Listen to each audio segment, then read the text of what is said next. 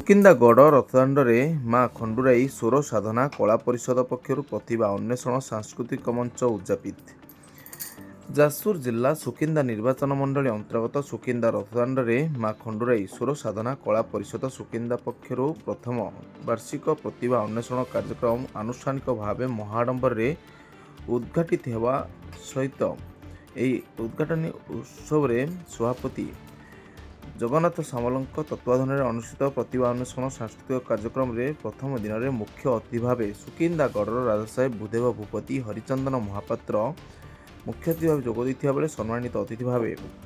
Saint Xavier international କାଳିଆପାଣିସ୍ଥିତ ସ୍କୁଲର principal Sanjay ରାଜ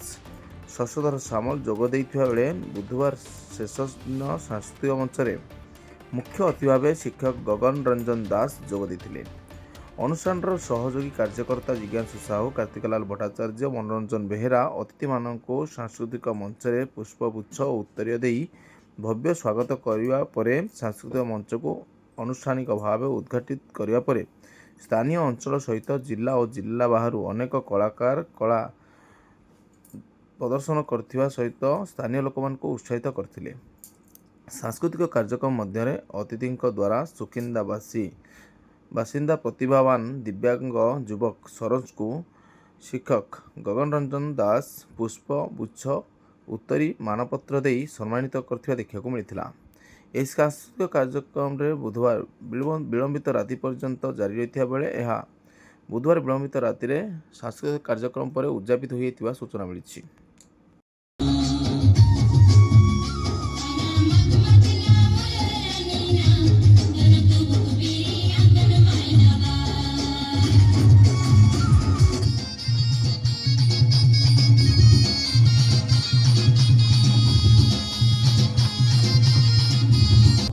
लक्ष्य ठीक रखु कर्म ठीक रखु उचित रास्ता दे यातायात करूँ तेज विपदर आशंका केवे भी रहा आशा करी सार गगन सार को मंच ए परिवेश सुकिंदा विषय किसी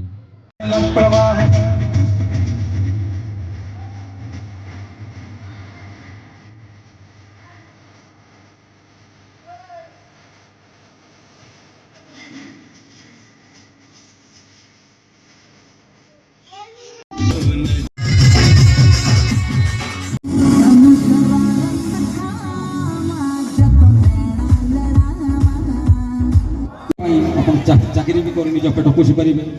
तेणु जीविका पेट पोषिले कौन असुविधा ना ता सहित निजर सम्मान निजर परिचय